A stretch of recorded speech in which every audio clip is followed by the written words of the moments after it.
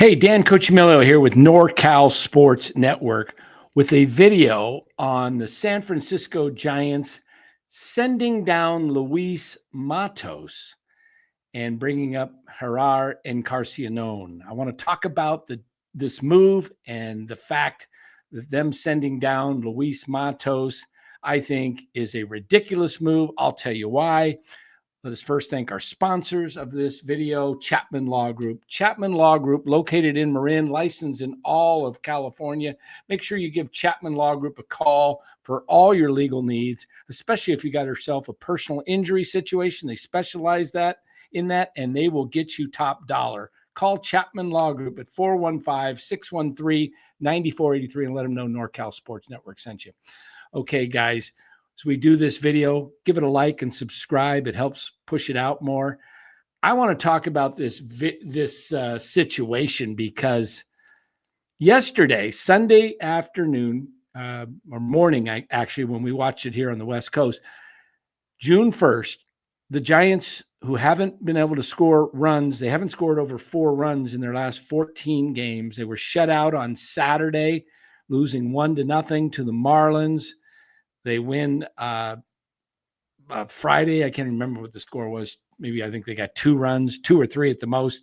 Anyway, this team is not scoring. They finally get a big blast, a jolt from Luis Matos as he hits a 3-run homer to put the Giants up 4-0 yesterday. Matos was able to collect another hit on the day. He has not got much playing time, and this is why he's not been able to get into a groove. The only thing I can say why they're sending him down is they want to get him consistent at bats. And I get that. Here's my problem is you're not playing the best potential players out there, and you're stunting Luis Matos' growth. He's done all he can in AAA. He's proven what he can do in AAA. In fact, his numbers, and I'll show you this later in the video, he's got a .290 batting average in his 5 seasons or more in the minor leagues. What this situation that drives me crazy is you've got guys like LaMonte Wade Jr., who is not going to be part of the team next year. And I understand you want to keep a left-handed bat around, but you're going to start him Monday night against the Padres again. This guy's hitting like 167 on the season, and he continues to just flounder.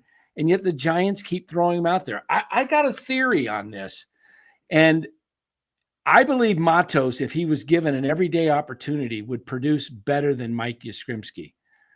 But what do Mike Yastrzemski and LaMonte Wade have in common? You want to know what it is? They were teammates of Buster Posey in 2021. I don't think Buster has the I don't know how to say it, but I just don't think he has the courage to say, we're moving off of you two guys, at least one of them. Mike Yastrzemski has batted like 225, 215, 230. He hasn't been more than a 230 hitter since the 21 season. I'll pull up his stats here. But first of all, I want to point something out right here. This is 2 players right here, okay? Both not hitting well. All right, the one on the left with 49 games to 24 games and 168 plate appearances to 76, 168 plate appearances. That's LaMonte Wade Jr. Look at the production. 1 home run, 15 RBIs. Matos is on the right. He has hit 4 home runs, and you can see here that he has not only hit the 4 home runs. See, there's the 2, Wade and Matos. His slugging percentage is 361, 271. Look, neither one of these guys have performed, okay? But here's the problem between Matos and Yastrzemski. Yaz is the left-handed hitter. If you're going to platoon these guys, it's not a fair platoon because 75% of the pitchers are right-handed. That means Yaz is going to get 75% of the at-bats. And Luis Matos is never going to get a fair shake because he's going to get an opportunity of maybe 4 to 8 at bats a week. He's not going to get more than 2 starts. You usually face a lefty once a week.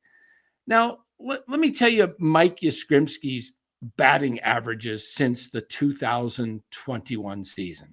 He hit 224. In 22, he hit 214. In 23, he hit 233.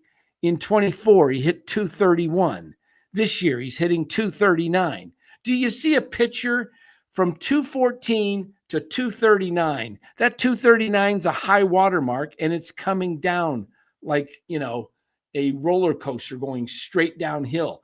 This is the same Mike Yastrzemski that we've seen, and he's 34 years old right now, or 33. Yeah, no, he's 34. He's 34. He's a free agent. Luis Matos, the kid is only 23 years old. Why is he not getting a chance to play every day in the major leagues to prove himself? You're going to tell me that a kid can get up there and have sprinkled at bats? Like, how many at bats did I say he's had over the whole season? He's had 76 plate appearances in 59 games. Okay. That's just a little over 1 plate appearance a game. He sits for a week at a time. He comes up yesterday, hits a home run. I can imagine the plane trip from Miami back to San Francisco yesterday afternoon. Luis Matos on cloud 9, everybody's feeling pretty good. And then the Giants deliver him the news that he's being sent to Sacramento today. Is Farhan back running the show where we don't even think about what these guys are going through? The only hope I have is that Buster said, hey, look, we want to get you a week of solid at bats and we'll bring you back in the next week or two. Go down and just produce.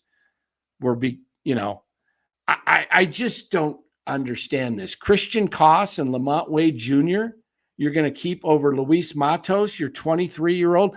Koss is a free agent from another organization. Wade is, how old is LaMonte Wade now? He's got to be like 30, 31 years of age.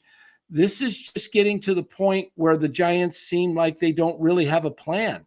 They don't play their young guys. They bench guys like Casey Schmidt in place of LaMonte Wade Jr. Yeah, Wade is 31 and a half years old. He turns 32 in next January, okay? So he's 31 all season, but he's a free agent, and the Giants probably not going to have him back. He's probably not going to want to come back.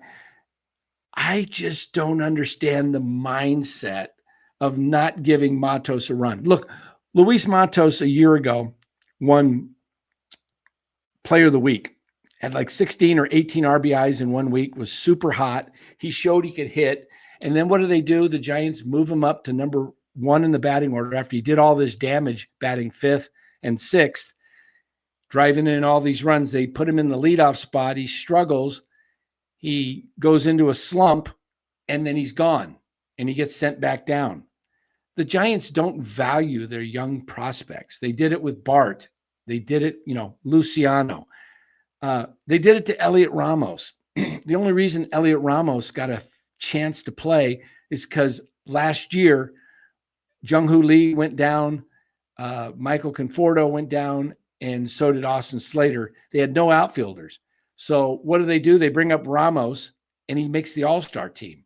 He gets a fair shot because he gets to play every day. That's what you got to do with Luis Matos. He might be an all-star too. You don't even know what you have. Look, Matos hit better in the minor leagues than did Elliot Ramos. Okay, I'll pull up here the numbers for Matos in his minor leagues. Take a look. Okay, here's his minor league stats. 5 seasons highlighted there in yellow. 290 batting average, 60 home runs, an OPS of 827. Okay, foreign league, 881 OPS 1 season. I believe that was just last year in Venezuela. Hit 300. Look, the guy can hit. You just got to give him an opportunity to play. The problem is with the Giants, they play a guy and he goes 0 for 4 and then he sits for 5 more games, and then he comes in again and he goes 0 for 4, and they say, okay, we're not playing you. Well, how fair is that to a 23-year-old kid? If he can smoke and hit in the minors, and he proved it in the majors when he got a shot to play, look, everybody goes through slumps. Every hitter in baseball goes through slumps. Okay?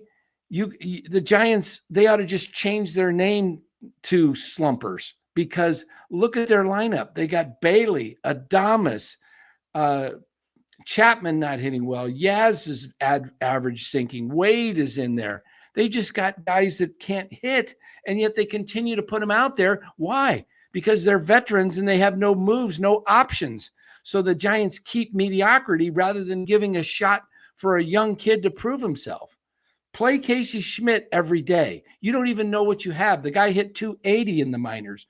Matos hit 290. You want to know what Matt Chapman hit in the minors? 244. What is Matt Chapman's average in the major leagues? 241. I think there's a correlation there. I think Casey Schmitt could hit 250, 260, maybe even 270 if given an everyday opportunity to play in the majors. He can hit, but you can't get your timing when you don't get to play. And that's what the same thing with Matos is. The Giants aren't winning anything this year. Okay, this is a time for these guys to be playing these young guys and see what they have. No, but the Giants keep experimenting with old guys that are washed up. They're bringing in Carcione. Yeah, the guy can hit. He hits it hard, but he was playing in the Mexican League last year. Nobody else in baseball had the guy on their roster. So the Giants take a shot at him, and they think that's their savior. I mean, LaMonte Wade Jr., Mike Yastrzemski, are you serious? Give me a break. Play these young guys. You know what? They might just be productive like Elliot Ramos. What happens if Schmitt and Matos produce, and then you got 3 young guys in their mid-20s that are actually producing? You don't even know what you have in these guys. You don't even know if you need to go out and make trades. You don't know if you need a first baseman. Casey Schmidt's playing first base, very, very solid defensively. He hasn't got a chance to hit much. When he does get in there, he's hitting the ball pretty good. Yeah, he strikes out, but so does everybody else on this team.